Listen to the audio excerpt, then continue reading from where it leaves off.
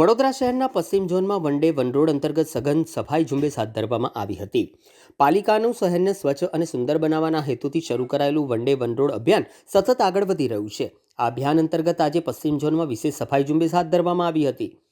Municipal કમિશનરની ઉપસ્થિતિમાં Nilambar સર્કલથી yes complex સુધીના મુખ્ય માર્ગ પર સઘન સફાઈ કામગીરી હાથ ધરવામાં આવી હતી. રોડ સફાઈ, ફૂટપાથની સફાઈ તેમજ ડિવાઈડર બ્રશિંગ જેવી કામગીરીનો સમાવેશ કરાયો છે.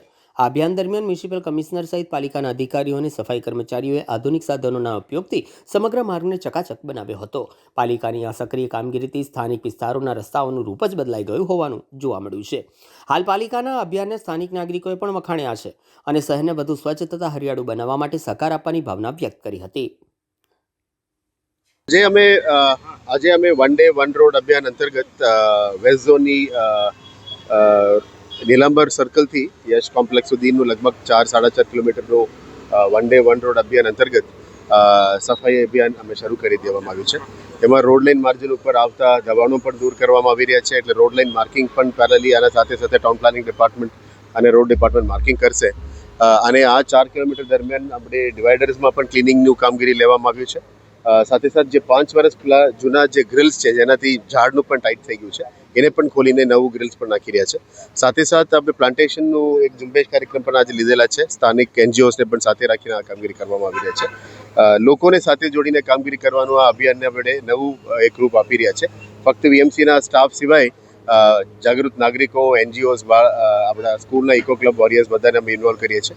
બાળકોને ફક્ત અમે ઇકો ક્લબના બાળકોને જે કેમ્પેનિંગમાં અને સ્વચ્છતાનું અભિયાન અને ગ્રીનિંગ ડ્રાઈવ માટે જેમની જે જનજાગૃતિ લાવવું જોઈએ એ જ માટે વાપરીએ છીએ. પણ ઘણા બધા સિવિલિયન્સ અને એનજીઓસ આપણા સાથે સફાઈમાં પણ આજે જોડી રહ્યા છે. આનંદની વાત છે કે ધીરે ધીરે વન ડે વન રોડ લોકોમાં પણ એક જાગૃતિ અભિયાન લાવી રહ્યા છે. સાથે સાથે આપ જોઈ શકો છો કે આજ લગભગ 1 મહિના ઉપર થઈ ગયું છે. લગભગ 2.5 મહિનામાં આ ઝુંબેશ ચાલી રહ્યા છે. દરેક વોર્ડ્સ, દરેક રોડ્સમાં અત્યારે આ કામગીરી શરૂ છે. આજે વેસ્ટ ઝોનમાં કરવામાં આવી છે અને આ ઝુંબેશ ચાલુ રહેશે જેથી કરીને આપણે વડોદરાને વધારે સ્વચ્છ પણ કરી શકાય, વડોદરાને વધારે ગ્રીન કરી શકાય.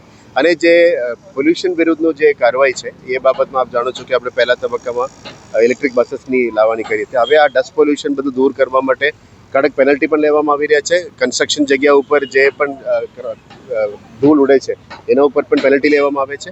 અને આ ધૂળ મીટીને કાઢ્યા પછી આવનારા દિવસમાં અમે સ્મોક ગન્સ પણ સિટીમાં લાવવાના છે જેથી કરીને ધૂળ ઉડાવવા ઉપર આપણે એસટીપી રેઝિડ્યુઅલ વોટરથી છટકાવીશું અને ધીરે ધીરે સિટીમાં પોલ્યુશનને કંટ્રોલમાં લાવવાનો આ મહેનત છે.